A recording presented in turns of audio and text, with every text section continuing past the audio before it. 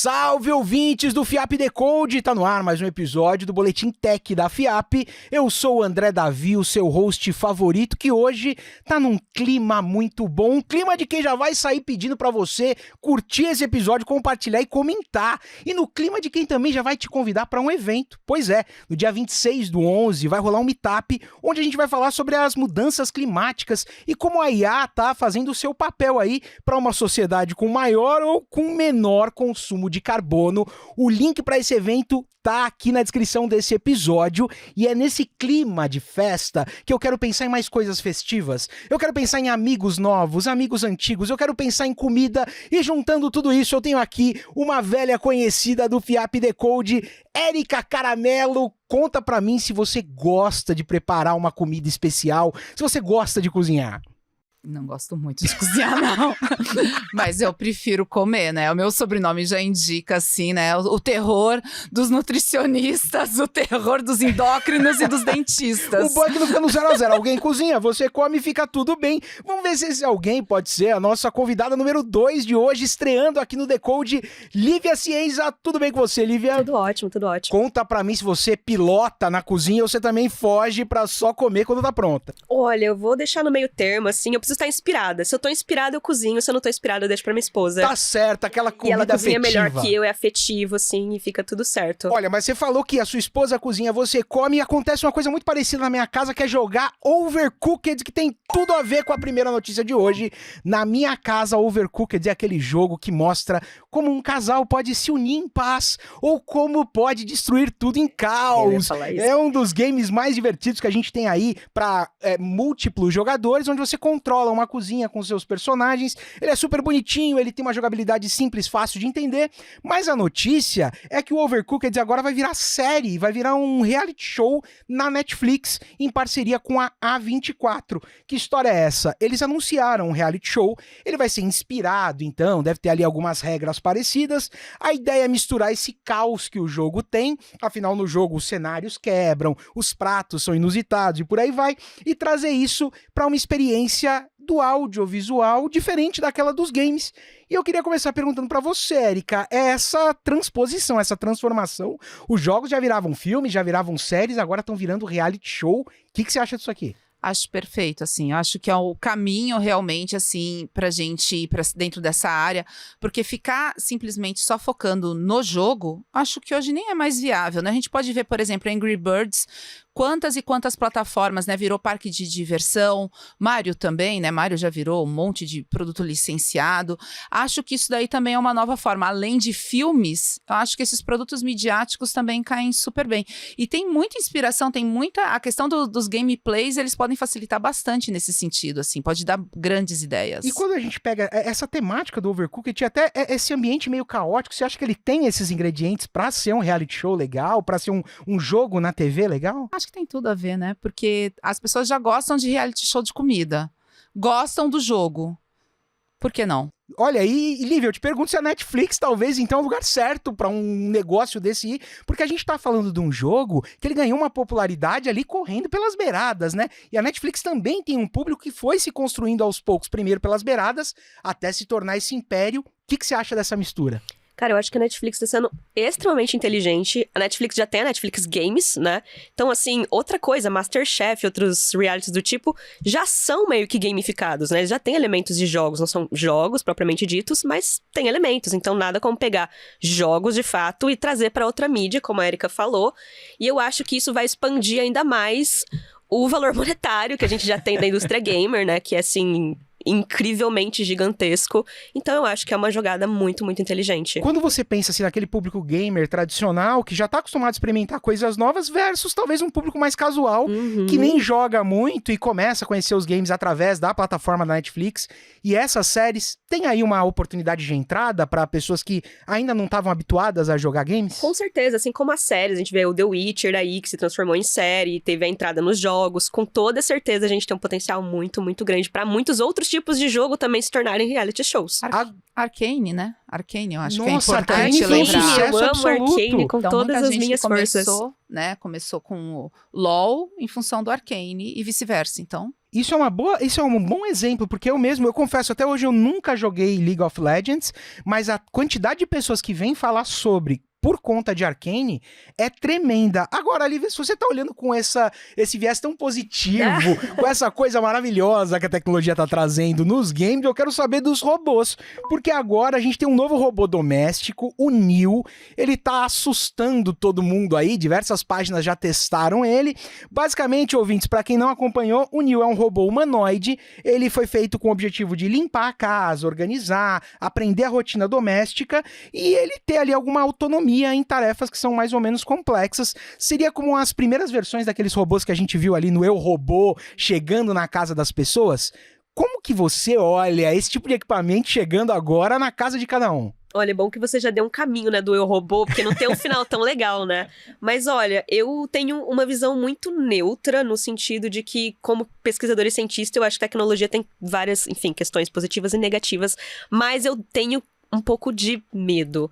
Eu não sei se a galera viu também a notícia do Tesla, que teve a questão do Tesla, né, do chatbot do Tesla, que fez alguns comentários ali, né, pra crianças e tal, muito impróprios. No carro da família até, né? É isso. Então, assim, esses robôs dentro de casa, assim, a gente tem a vulnerabilidade das crianças, e, né, a gente não sabe como esses robôs vão estar funcionando na ausência de pais, né? Por exemplo, tem só uma criança em casa, tem um robô desse, ele tem algum cuidado, alguma coisa programada pra esse tipo de cuidado. Idosos, né? Então, pessoas com deficiência, enfim. Pode, sim, ser muito positivo, mas também pode ser, assim, muito difícil de lidar, e eu acho que a gente tem que discutir ética, né? Quando a gente fala de robô, quando a gente fala de IA, a gente tem que falar de ética, a gente tem que falar de regulamentação. Então, interessante, inacessível, né?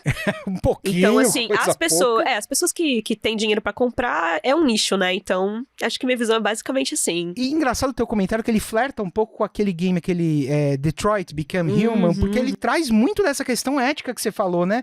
Puxa, esse objeto que eu agora tenho dentro da minha casa, ele passa ali a conviver com a minha família, ele interfere com a rotina familiar, ele também... Como que você vê esse novo momento, Érica, até de a gente interagir com uma nova interface?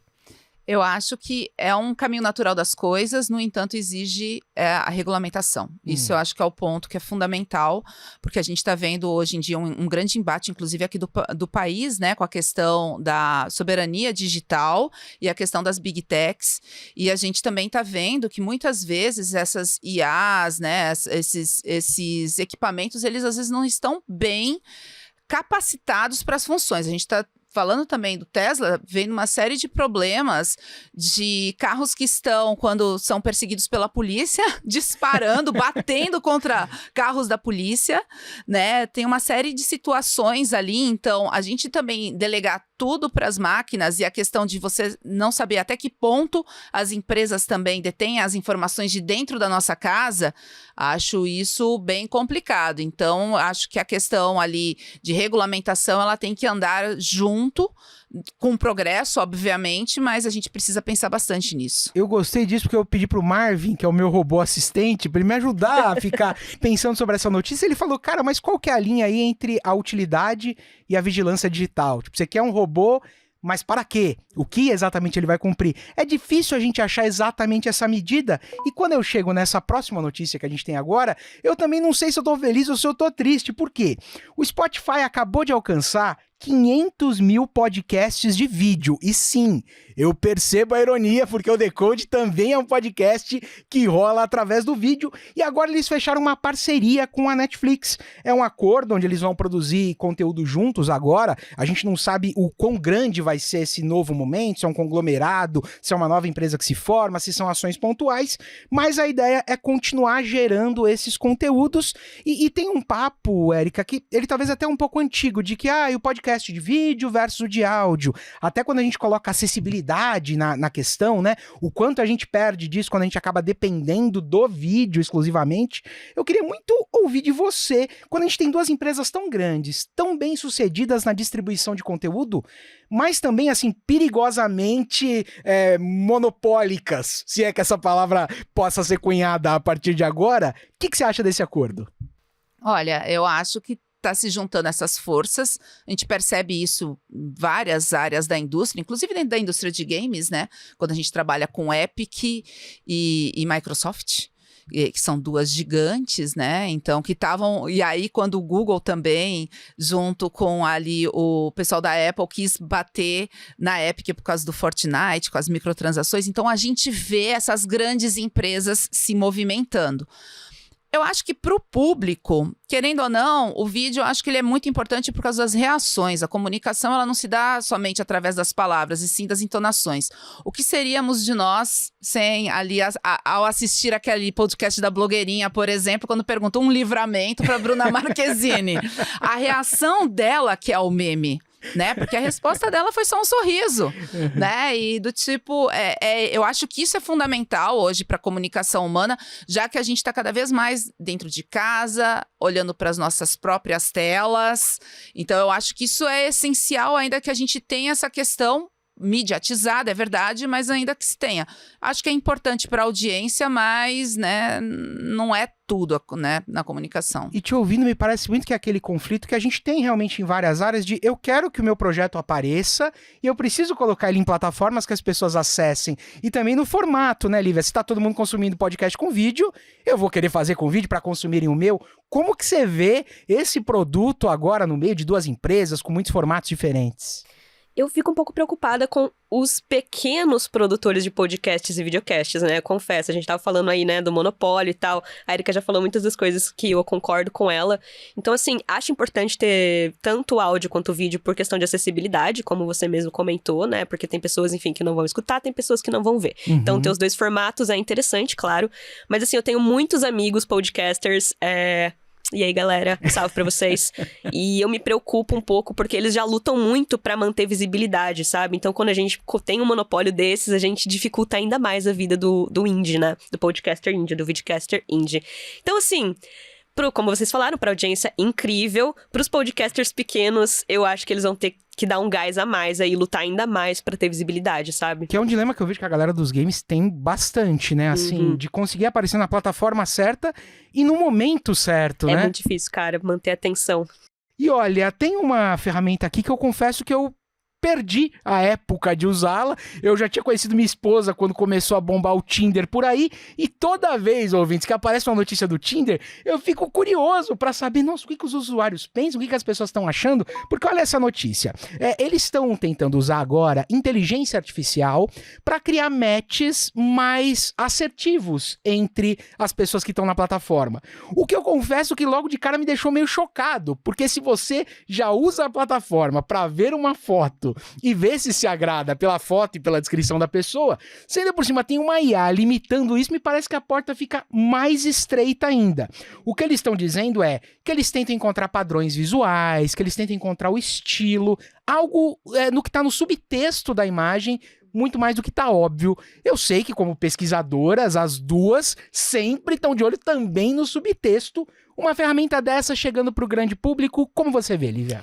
Eu acho que é só um aprimoramento, porque na verdade LLM, né, esses linguagens grandes aí de inteligência artificial sempre foram utilizadas.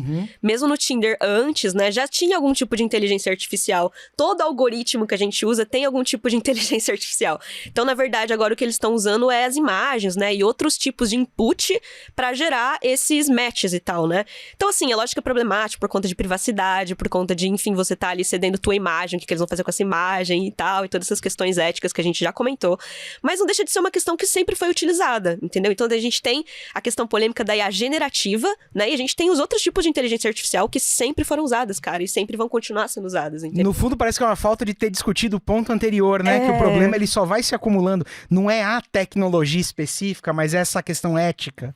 E a gente sabe que os algoritmos, de alguma maneira, também eles tem um viés racista, tem um viés, assim, com coisas preconceituosas, isso é muito forte, e isso se reflete a quem domina a tecnologia, né? Então, se a gente vai utilizar, durante muito tempo, eu fiquei pesquisando esses aplicativos, e a gente vê, assim, a questão da padronização da beleza eurocêntrica sendo privilegiada, sempre. Então, isso daí também é uma questão do tipo, pessoas que são esteticamente bonitas, ok, então a IA vai entregar cada vez mais do que ela já entrega. Você entra num aplicativo desse pela primeira vez, vai aparecer as pessoas belíssimas. Depois começa a aparecer os tipos mais comuns, que de repente você encontra no supermercado do seu bairro. Nossa, você tá tocando num ponto central que faz a gente lembrar a importância de você entender e de você decodificar notícias como essa, porque afinal, se há nada mais é do que estatística em cima de dados, se a gente não tem dados diversos e se a gente não tem uma estatística calculada, essas irregularidades vão acontecer. O que não é irregular é a participação de vocês duas aqui, que arrebentaram decodificando as notícias de hoje. E dá tempo de trazer uma curiosidade. Eu mesmo não sou a pessoa mais forte que existe por aí. Eu consigo carregar minha mochila, eu consigo carregar meus gatos. Eu diria que meu limite para. Mas agora a gente tem um músculo artificial que pode permitir que robôs levantem até 4.000 vezes o próprio peso. Sim, a gente realmente agora está chegando nos humanoides que suportam uma carga enorme. Lembrando que esses robôs, a princípio, eles são muito direcionados para a indústria, para teoricamente substituir o ser humano em situações de maior risco. E a gente vê aí uma forma de usar a infraestrutura que já existe hoje, que foi pensada para humanos, só que agora por máquinas. Eu queria saber se um robô super forte, Lívia, mais te assusta ou mais te agrada? Cara, me preocupa muito, né? Não só pela ficção que a gente vê aí, né? Mas, enfim, sendo nerdola, no próprio Arcane, né? Quando o Jace faz os Gauntlets lá da Vi, né? Era pros mineradores e depois ela acaba usando pra brigar, né? Pra dar porrada e tal. A gente tem o Stark, né? A indústria Stark. Então, assim, esse tipo de coisa, ela me assusta muito, porque pra você transformar isso num uso militar, é assim, sabe? Então, me preocupa. Justificativa, às vezes ela esconde ali um risco, né? Você também vai nessa linha, Érica? Por isso que as coisas precisam de regulamentação, né? É isso que a gente precisa. Assim, não tem como negar o progresso das coisas. Eu acho que é uma questão de proteger o ser humano, as leis de Asimov, né? Da robótica, né? Então, eu acho que isso é sempre fundamental ter em mente, mas o avanço, ele vem. Agora, precisa ter regulamentação. E aí, o grande coisa, o X da questão da tecnologia é justamente isso. Ela sempre saiu de ambientes militares e de ambientes universitários. Então, isso é uma coisa assim que nós também, enquanto faculdade, né, enquanto pesquisadoras que somos e tudo mais, e também por estarmos também no mercado, a gente tem que ter uma preocupação muito grande com isso. Nossa, perfeito. Até porque vocês estão trazendo esse peso, vou usar essa palavra, para si próprias, porque é realmente uma responsabilidade, né? Quando a gente define o que eu vou pesquisar, com que viés, como que eu tô cuidando ali. E eu queria aproveitar essa sua fala, Érica, que você falou que a ciência e o avanço não param, e eu sei que você também não para, e os ouvintes do Decode falam, essa mulher tá sempre fazendo alguma coisa. Conta pra gente o que você tá fazendo agora, em que rede você tá, quais projetos estão na sua mão. Eu sempre fico feliz quando eu te ouço falar, porque me parece que quando você tá fazendo alguma coisa, você sempre tá abrindo mais porta pra mais gente. O que tá rolando agora? Nossa, pra me achar, LinkedIn, Érica Caramelo, Érica com K, Caramelo com 2 L's, ali você me encontra. Nossa, tô fazendo um monte de coisa. Eu tô dando aula, eu tô junto com a Dixel, né, a minha empresa, a gente tá desenvolvendo um jogo e também mais alguns outros objetos junto. Por exemplo, a gente tá fazendo um livro de pintar desse jogo. Que legal! Então, e aí a gente já tá pensando nessas expansões. Início de 2026 a gente vai lançar tudo isso direitinho, vai ser bem bacana. Então, ó, eu quero que você que tá escutando esse episódio do Decode, comente aqui que você quer ver o novo jogo da Dixel ser anunciado aqui no Decode no início de 2026, Pode deixar, hein? combinadíssimo. Quero você de volta. E Lívia, você, na verdade, pra mim, é uma nova amiga, uma amiga recente, e eu faço questão de começar te perguntando o que você anda fazendo, contando pros decoders, pra galera que nos acompanha, de um texto tão legal que você escreveu, falando sobre a experiência na BGS das pessoas neurodivergentes, das pessoas PCD. Foi um texto super cuidadoso, até para pessoas que não têm ideia de o que eram aquelas adaptações que foram propostas no evento e como deveriam funcionar. Logo de cara, eu já vou pedir pro time deixar esse texto aí, mas eu quero saber o que você anda fazendo, do que você fala e onde a gente te encontra. Cara, bom, eu sou TDAH, sou autista, né? Então eu faço muita coisa também, porque o TDAH a gente não para. Então eu faço matérias no Controles Voadores. Se você não conhece Controles Voadores, dá uma olhadinha lá no blog, a gente tem muita matéria legal. Eu também faço mentorias agora pela Playboy e também mentorias particulares. Se você gosta de psicologia, gosta de games, gosta de game design, gosta, enfim, de UX Research, gosta de UX Design. Enfim, se quiser conversar sobre essas coisas no seu jogo independente, pode chamar, tamo aí, faço essas mentorias também. Tem um curso recém-lançado curso de psicologia e games. Que mais? Esse curso de psicologia e games qualquer um pode fazer? Ou Qualquer você um pode precisa ser fazer. psicólogo Não ou precisa ser gamer? psicólogo, não precisa ter conhecimento prévio, é só chegar lá. E é um curso introdutório mesmo e bem acessível. Eu não quero deixar ele caro porque eu acho que é um conhecimento que as pessoas precisam ter, sabe? E é isso, tô escrevendo um livro e, né, mas assim, enfim, está por off ainda.